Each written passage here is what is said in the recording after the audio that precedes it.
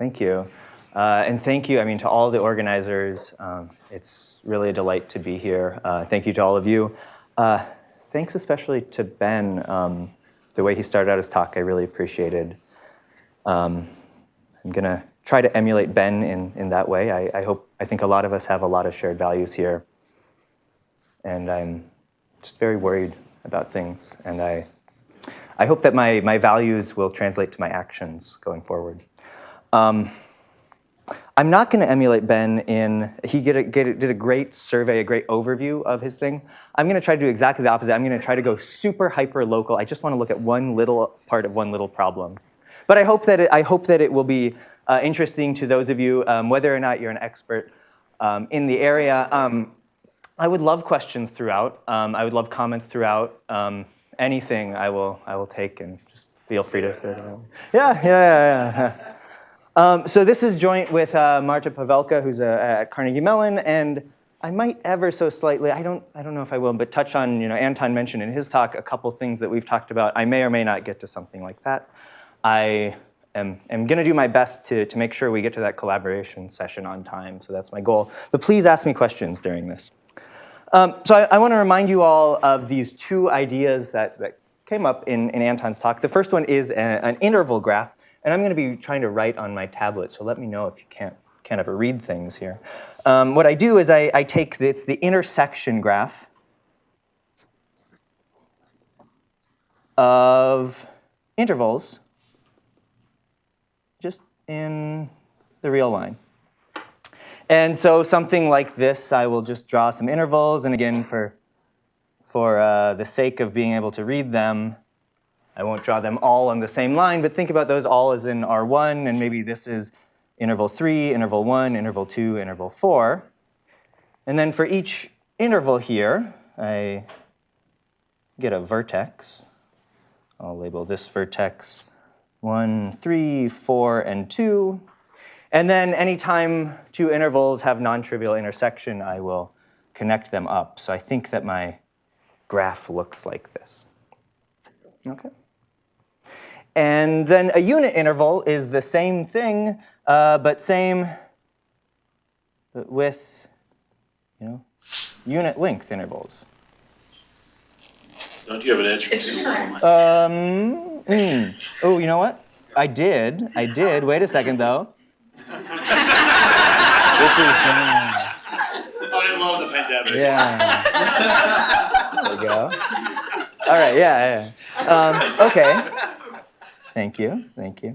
And an example of one of that, well, see above, right?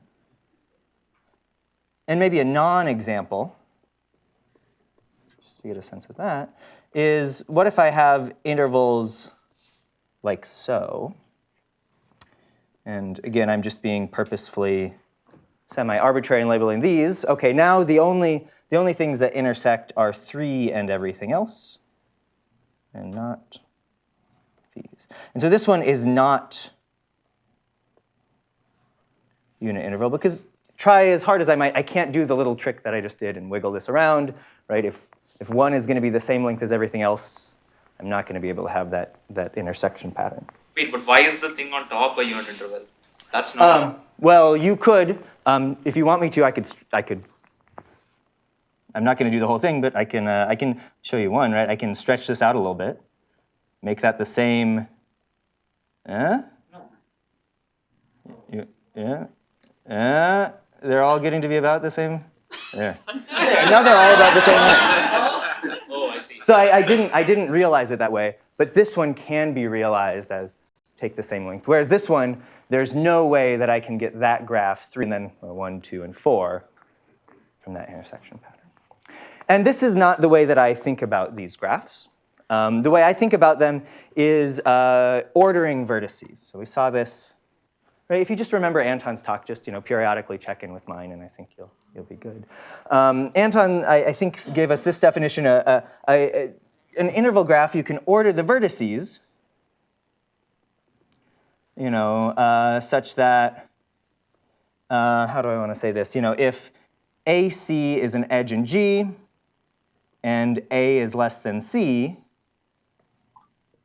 then AB is always going to be in G for all B where B is in between those, right? So I can take that, I have an edge, lower thing, higher thing, and I can boop down that higher thing, anything I want, and still get this edge. It feels similar to shifting in that respect. And then unit interval, what I do is I order the vertices such that, well now, if I have AC is an edge, and again, I'm going to just always follow the convention that the lower thing, higher thing, then what I'm going to get here is not just AB, but also BC. These have to be in my graph for all B in there. So not only do I get the lower thing, but I also get the higher thing as well. And those examples that I had a second ago, if I take them, and my labeling before was bad, right? My labeling did not really work out here, but I could change that labeling around, and it's exactly, looking back, I think Anton mentioned this, you just kind of like sweep from left to right, and the first thing you see is 1, then 2, then 3, then 4, 1, then 2, then 3, then 4. And so that labeling right there would correspond, that relabeling should look something like this. And you can check. And so again, this one is interval, in fact, unit interval. And this one is interval, but it's not unit. Okay? No matter how you rearrange these, however you order them, this doesn't. Good so far? Hopefully this is a nice, straightforward definition. And there's tons and tons of these equivalent definitions for graphs. But what I want to do is I want to take this version and talk about these vertex orders defining classes of simplicial complexes. Under closed order showed up in Anton's talk as the word interval. So maybe I'll just stick with that. So an interval order for a simplicial complex. Can I ask a question before you move on? Can you go on to the slide before? Oh, please, yeah, absolutely. Sorry. Is there any intuition you can give me of like looking at the graphs themselves, just like unit interval tends to have cycles? Oh, yeah. So there are classifications like this. Like these are both chordal graphs, and there's probably like some of them are like co-complement graphs. Or there are things about them, and off the top of my head, I don't know enough. Does anyone know like some other nice equivalent definitions of these? But for example, they have to be chordal. That's kind of a common one. But there are chordal graphs that are not these. And they can be detected in a few slides, in fact, quite quickly. So just to make sure that I understand correctly, so these are characterization of this graph, is that right? Yeah. So this is these graphs are the graphs such that I can order the vertices in some way that with this ordering gives me these properties. For any time I have an edge, small thing, big thing, I can make the big thing lower and still have an edge. Here, small thing, big thing, anytime I make thing lower, I get both of the edges in between. Yeah. And now I want to do that with simplicial complexes, right? And then I want to talk about what I can say about these complexes. So these were originally these underclosed orders. My understanding is they're first defined a couple years ago in this paper by Bruno Benedetti, Lisa Seccia, and Matteo Barbaro, I believe, but maybe they've also shown up elsewhere. And these are the idea of interval complexes. I'm going to take my complex, I'm going to make sure it's pure, meaning that all the facets are the same size. And the rule that I'm going to impose, oh, by the way, I will also say throughout, I will always assume that my facets, any faces of my complex, are ordered, right? If I list something v1, v0, v1, et cetera, I'm just always increasing order here. And the rule is, if I see a facet here, that first vertex has to stay the same. But now these other vertices, I'm allowed to lower them down. I'm still going to keep them in order, but like these other ones lower them down. So if you think about for the graphs, I had a low vertex, high vertex. That high vertex could be lowered down. But now these, all of those higher vertices, I can drop the index, and they're still there. that lower vertex stays the same.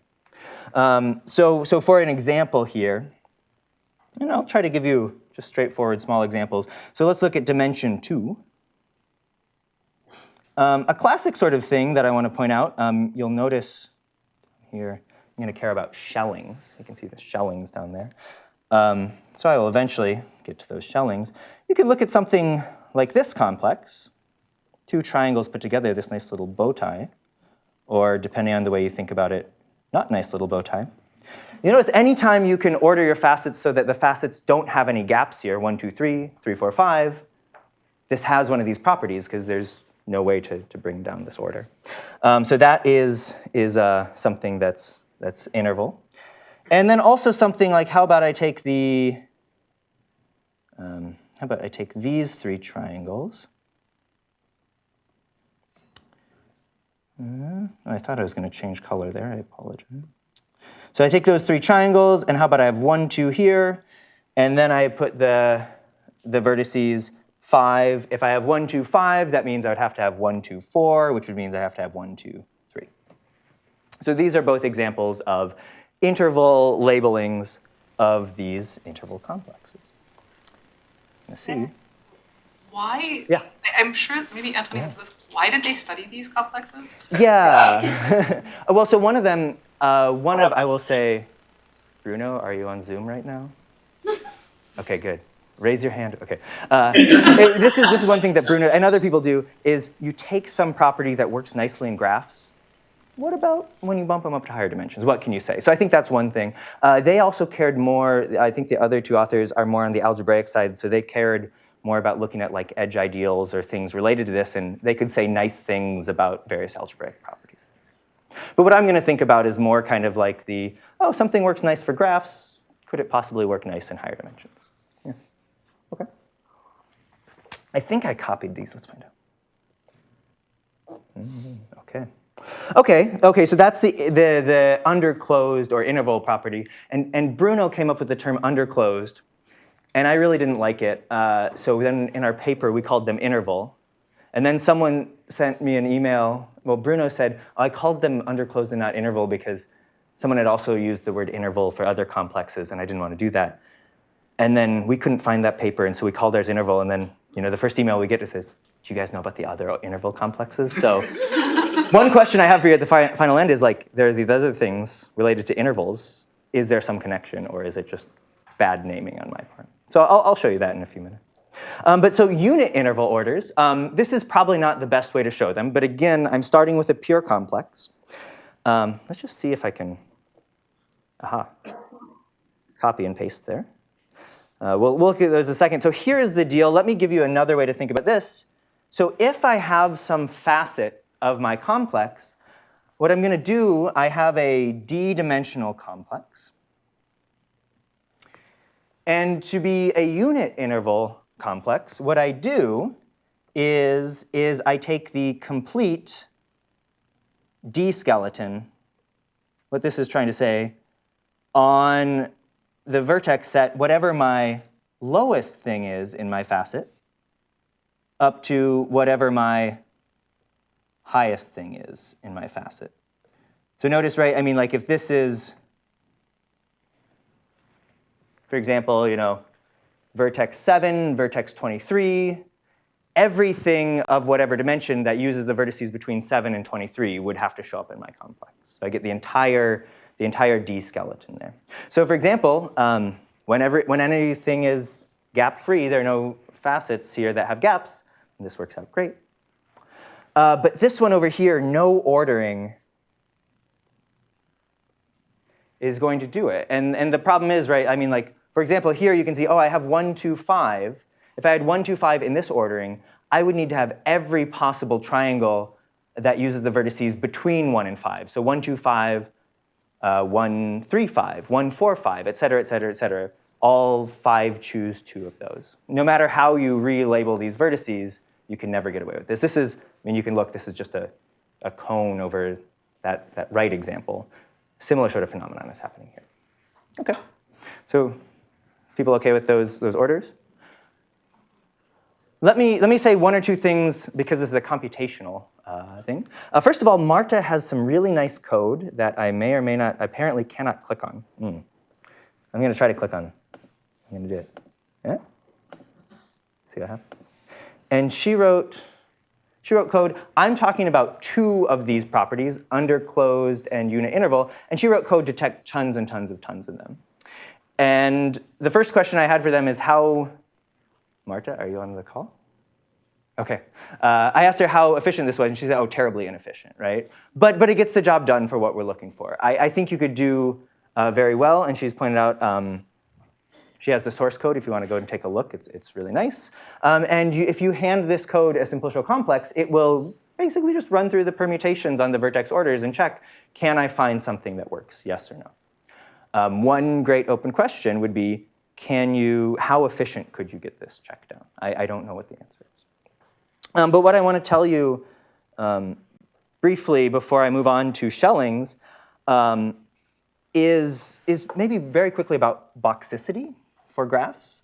So this is the idea. This is the boxicity is the smallest k, such that G is an intersection graph of unit, or excuse me, not unit. I'll just say axis parallel boxes, if I can spell, in R to the k. So for example, k equals 1, this is interval. There's something called cubicity, which is instead of boxes, you use unit cubes. And you want to realize your graph as the intersection of a bunch of cubes in Rk. What is the lowest k that I can do this? So interval corresponds, so I can put them in R1. But boxicity can be higher. And so I'll say in general, this can be detected. Boxicity 1, aka interval, can be determined in polynomial time, in the number of vertices. Polynomial time. But in higher dimension, this is NP hard. So it's quite hard to find out boxicity. So do you have a picture in mind? Like I put a bunch of boxes in R2. If for each vertex, for each box I get a vertex. If the boxes overlap, I get an edge between them. This is trying to find the smallest R where the graph can be realized this way is the boxicity. Okay. Yes, finite for all graphs. I'm not a graph theorist, but for all graphs. But determining it, like the example that Wikipedia has, here's something that's boxicity 2, is probably this. This is boxicity 2. It's finite for all graphs, I believe, and I don't know. I mean, there's probably like a simple way to bound this by number of vertices. Here's what I wanted. Here are some questions. Are these some sort of intersections for simplicial complexes? Right? I gave you the definitions a few minutes ago in terms of unit orders. Do these at all correspond to intersections of objects in higher dimensions? There is some work here. People like Amzai Jeffs has written some papers, and people on like convex codes, basically, where you have a bunch of convex sets intersecting. You can look at their intersection patterns, and you can talk about what dimensions they live in. So perhaps this work has already been done. I don't know. What would be, the complexity for testing? I think it would be really nice. For example, these are questions that I have. These are the interval and unit interval things for one dimensions are determined in polynomial code. The code that Marta wrote certainly doesn't work that quickly right now, but theoretically could it? I don't know. Maybe it would be tied into how these can be defined. But I want to move on from graphs, and I want to think about shellability, and then I want to come back to these orders. Okay. Good. Good, shellability. So I'm going to draw a couple pictures. I'm going to draw one picture for you. I'm going to copy and paste it. So a complex is shellable I assume many of you have seen this, and I assume some of you have not. So here is my dimension 2 example, just a bunch of triangles. And a complex is shellable if I can build it facet by facet, so that at each time that I add a new facet, the intersection, the new thing intersect with the rest of the stuff, is pure and dimension 1 less. Okay? And I am going to assume in my talk that all of these complexes are pure. Okay, so for example, if I order these vertices, in my notes, let's call this vertex 1 over there, vertex 2 is here, vertex 3, why not? And then 4, 5, and 6. And if I think about a Schelling order,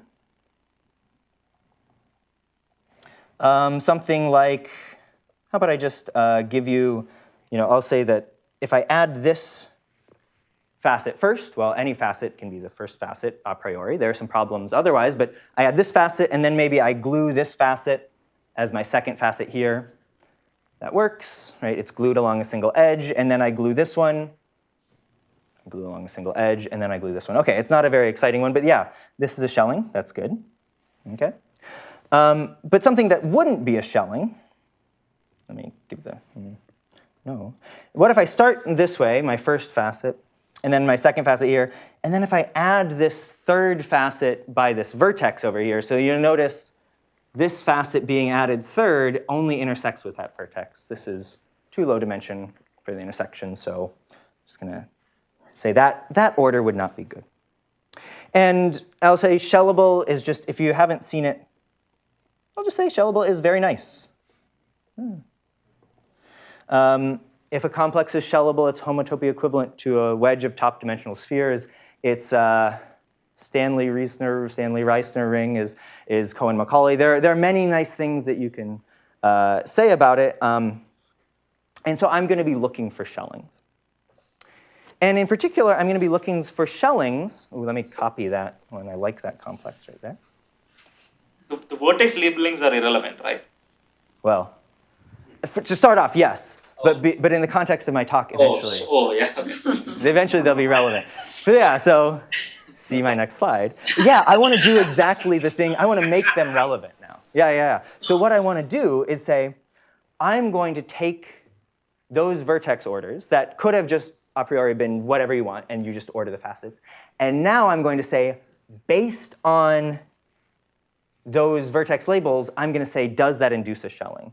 So for example, if I just take the standard order, 1 is less than 2, is less than 3, is less than 4, is less than 5, less than 6, and I order these, I think in this case, I get 1, 3, 5 is my first facet, then 1, 3, 6, then 2, 3, 5, and then 2, 4, 5. Right? So this is that same order that I gave you before. But if I just swap, and let's see, I think if I just swap 3 and 4 here, for example, then the order that I get from these vertex labels, should correspond to that bad order on the facets, the one that wasn't a Schelling.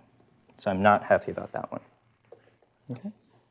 And so that's the sort of thing that I want to look at. Now I want to focus on, I have some label on my vertices, and now I'm going to use that label on my vertices to order my facets and just ask, does that give me a Schelling? So a couple things about Schellings. One, why would I care about that?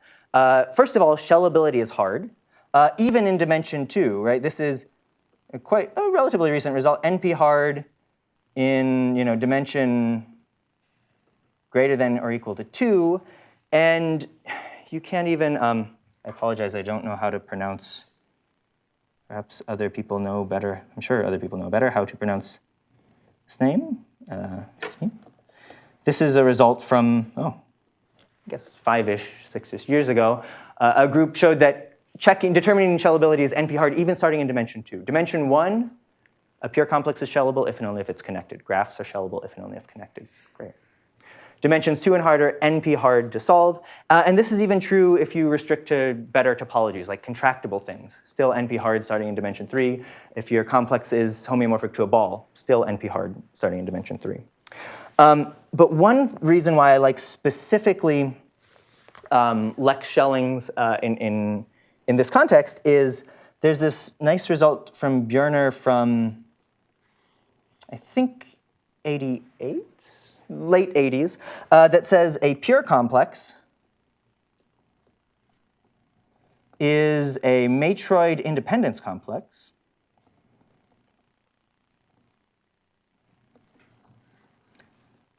if and only if all vertex orders induce a Schelling.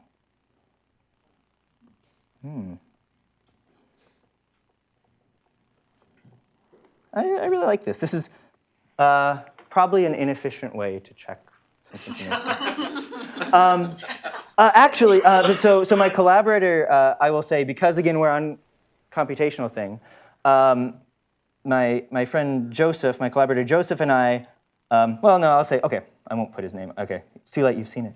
I think you can get away with checking. Here's my computational contribution. Approximately 3 to the n if n is the number of vertices.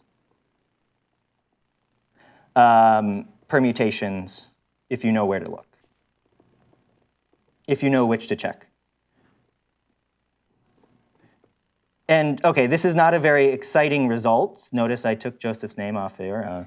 But basically, it's like if you read Björner's proof carefully and assume that we didn't make any mistakes in realizing, you say, actually, yes, his result says if and only if all vertex orders. But if you look at vertex orders with, I think, up to 2 descents, you can actually get away with it. And I believe this is, approximately speaking, the number of permutations of n with up to 2 descents. OK. So here's the one question that I want to answer in my remaining time, which I think is approximately 12 to 13. Is I OK? Yeah. And then so I'm going to answer this question a bit. What is the relationship between these vertex orders, the ones that I was talking about coming from graphs, defining these interval graphs, defining these unit interval graphs, and these Lex Shellings? And then I have a couple questions that I won't answer that maybe you guys can answer for me. OK. So let me start off with a nice and easy result to just give you a sense of what our proofs look like. If you take, so remember, OK, so I have a one-dimensional complex. It's connected, meaning this already says that it's shellable. Thus shellable. Great. If it's shellable, it's shellable. Got it. Well, an interval order induces a Schelling. Okay, so so any one-dimensional complex, any graph is shellable if and only if connected. Okay. Not hard to test that. But if you hand me a graph with an interval order, that's actually going to induce one of these Schellings from the vertices. And just to give you an idea of this proof, because it illustrates what's happening maybe in higher dimensions, I'll say, G prime, this is like the partially shelled complex. So I've started adding edges here. Here's G prime. Okay. And then ij, this is the edge to add. And I'll assume that I is less than j. And, and so if ij, if one of these, so to shell a graph is very simple. What you do is you add an edge, and then you pick an edge that's connected to that and add it, and then you pick an edge that's connected to that and you add it, and then you just keep going. That's how you shell a graph. So if either of the vertices I or j is in G prime, I'm just done. If they're both in there, I just add the edge. It's good. If one of those is in there, I add the vertex and the edge, and I'm also good. So the only thing that I have to worry about is if I have this sort of setup where I and j is hanging out over here. This is the bad news. Like, could that ever happen? Well, since this is a connected graph, I say, well, there has to be some edge over here in G prime, maybe K and L, that eventually has to attach over to this one. Right? So if I have this setup, the fact that the edge K, you guys see the edge KL in here? The fact that KL was in G prime means that one of these vertices has to be before both of these vertices. But the fact that the edge from L leaving here is not in G prime means that L has to be greater than them. So I know that K actually has to be less than I has to be less than J. So K is less than I is less than J. Okay. And then let's see, well, oh, excuse me, I mean less than L, excuse me, right? Because K is less than I because it's in here, it added this edge. L is greater than I because if it were smaller, I would add this edge before this one. So I have this property, and I know that KL is an edge. Well, I can move down this lower one, and I get KI as an edge. So this tells me KI is in G, and then by the ordering that I've given it, KI has to be in G prime. So then I say, oh, well, actually, there was this edge right here, and I say, oh, that's great news. One of my vertices was already in G prime. So shelling a graph from one of these vertex orders is just going to be really, really nice. OK. And then we feel confident, and we say, oh, I have 9 and 8+ minutes left. Surely I can do all dimensions after 1, right? 1 is. So this result says no, right? Interval. In fact, interval order does not even imply shellable at all. And let me give you an example. This example generalizes very nicely, unfortunately, to higher dimensions. Oh, by the way, strongly connected, this means there's I'll say there's the dual graph, or you might call this the facet ridge graph, is connected. And just what that means is just you build a graph in the following way. You have a bunch of facets, vertex for each facet. Two facets are connected via an edge. Two vertices corresponding to facets are connected by an edge if they share a codimension 1 face. So two triangles glued along an edge, there's an edge between them. Two tetrahedra glued along a triangle, there's an edge between them. So if I assume purity, strongly connected, unfortunately that's not enough to say that something is shellable. And a nice simple example is something like this. I take the complex 1, 2, 3, 1, 2, 4, 1, 2, 5. Right? Notice the fact that I have 1, 2, 5 means I have to have 1, 2, 4, means I have to have 1, 2, 3. I can lower those smaller ones. And then I mentioned a few minutes ago that anytime you add gap-free facets, you don't really worry about them. They just kind of, they don't affect this at all. And then there's this fact, which is nice to know. If you look at the link, in this case I'm going to look at the link of vertex 5. That's kind of like the idea is the kind of like the boundary of the neighborhood of the face, let's say. So what I do is I take all the facets containing 5, I remove 5, and that's my link. And I look at that complex, and I say, ooh, that complex looks like that. That is a graph. It's not connected, and it's not shellable. There is a classic result that says, if a complex is shellable, then any link is shellable. So this shows me that, in fact, delta is not shellable. And so a great question that I will hopefully mention again, Martina asked yesterday is like, do you have or do you have some sort of condition to make interval imply Cohen-Macauliness? And the answer is, whatever it is, it's not this. But I hope it's something nice, right? I mean, this is, if you're familiar with shifted complexes, these have a similar sort of idea that I can move down these vertex orders. So I would love to think about, could we come up with something like that? But you'll notice I gave you 2 different vertex orders. One was this interval property, and the other one was the unit interval property. So let me make sure I can tell you about that and one other thing before we end. So if you start with something that's pure and strongly connected, but this time assume unit interval order. So that's, I have a facet that contains this low vertex, this high vertex. I have to have everything in between them. That is enough, actually, to give an entire really nice shelling. And just the idea is, I'll say the idea of our proof is this. Adding facets with gaps is easy. Right? So if I want to add the facet 1, 2, 4, 5. Oh, look, The fact that I skipped over a thing there means this is actually going to be really, really easy to verify that trying to add this one in with this order gives me a Schelling. And so the hard thing is these gap-free facets. The idea, that's similar to the one-dimensional case. But it's unfortunately, you remember the picture where I had the little, like, this thing right here? If you soup this up enough, the way to soup this up enough is to add the unit interval property, and then you can get away with adding these here, even these gap-free facets. Okay. So that I was happy that the result. Actually, I guess this should be greater than or equal to 1. Okay. So I want to tell you one more nice thing about these unit interval ones, and then I've got just a couple of questions. And if you're familiar with Schelling complexes, Cohen-Macaulay, these sorts of things, you might ask me, well, what about vertex decomposable complexes? Are these ones vertex decomposable? This is a stronger version of Schellable. And if you haven't seen the definition before, you've seen it now. I'm not going to read it. Don't worry about it. But what I want to tell you is that if you have a matroid independence complex, that implies that you're vertex decomposable. It also implies, remember that Björner result said you're a matroid if and only if every Lex order is a Schelling. So it tells you that there is some Lex Schelling.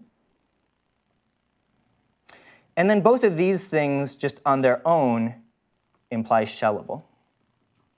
And all of these arrows are one-way streets, right? If something's vertex decomposable, not necessarily matroid, and just having one Lex Schelling is not enough. You need to check sufficiently many of them. And there are examples of Schellable things that are not vertex decomposable or Lex Schellable.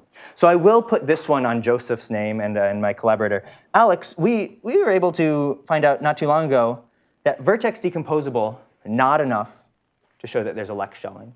And Lex Schelling alone, not enough to show that it's vertex decomposable. So this is something that Joseph, I, and Alex Lazar figured out a while back. And so another open question I have is, what is enough, right? I mean, if you have every single Lex Schelling, you get a matroid and you're vertex decomposable.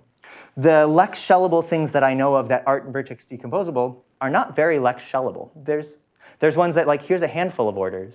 Is there some sort of threshold that, like, if I get enough, well, if I get all n factorial, yes. But if I get like half, is that good enough? Is there some threshold that could guarantee vertex decomposability? I would love to know the answer to that. And so the reason why I bring this up, and I want to highlight that these two are incomparable, is that Marta and I were also able to show that these unit interval complexes are vertex decomposable, which is a different result. One does not imply the other. So I have a last slide, which just simply says, oh no, I have this slide. Oh, good. I have a last slide too. It's that one, but this one, I guess I have one more result to tell you. And this is actually where I think maybe my most burning question is the idea of Schelling completable. So this is a term that Anton introduced in I believe Anton, your group was the first group to do this, in an REU a few years ago, a really nice paper that looked at this thing called Simon's conjecture. So let me just tell you, a complex is Schelling completable. This means that any Schelling of delta can be extended, and this is dimension D, to, and I'll say, n vertices. The complete D skeleton on n. So every single, another way to say this is, I think this is going to get maybe rank D+1 uniform matroid. I believe that's a nice way to think about this. So Schelling completable means I have a complex, it's Schellable, I shell it, and then without adding any new vertices, I add in all of the rest of the D-dimensional facets in a Schelling way. Simon's conjecture was not originally stated this way, but just says every Schellable complex is Schelling completable. And so what Anton did with a group of undergrads was say that, oh, if you're vertex decomposable, you're Schelling completable. So our result would then, a quick corollary of our result is this unit interval plus strongly connected. Oh, that's bad that strongly connected and Schelling completable, I'd say. Strongly connected one, Schelling completable. You guys, you know what I'm saying. So here is a quick list, because I'm out of time, of my burning questions. But I asked this one already, right? Like, what is like these unit interval orders, or these interval orders in higher dimensions for these simplicial complexes? Can I think about them in a different way than orders on the vertices? If so, does that help me with somehow finding them out, determining them efficiently? Lex Schelling, here is what I would love to know. If delta has a Lex Schelling, is it Schelling completable? Meaning, if I start by shelling this complex, and I know that it can be shelled using the vertex order, can I keep going adding facets to get to the full uniform matroid? If you're familiar with Simon's conjecture from before this talk, you probably know how people feel about Simon's conjecture. I'm not going to say one way or the other. I don't want to, you know. We have collaboration time to figure that one out. But I would love to know the answer to that. And then lastly, I will say, you know, Martina asked a question about detecting Cohen-Macauliness. Anton mentioned this connection to these co-interval complexes. Ben mentioned the thing of there are other co-interval complexes. Somebody emailed me saying, but what about these shellability of interval orders coming from other post-sets? So I think there's tons of questions. I'd love to talk to you more about them, but I'd also love to make sure you get to do more math, so I'll stop there. Thank you.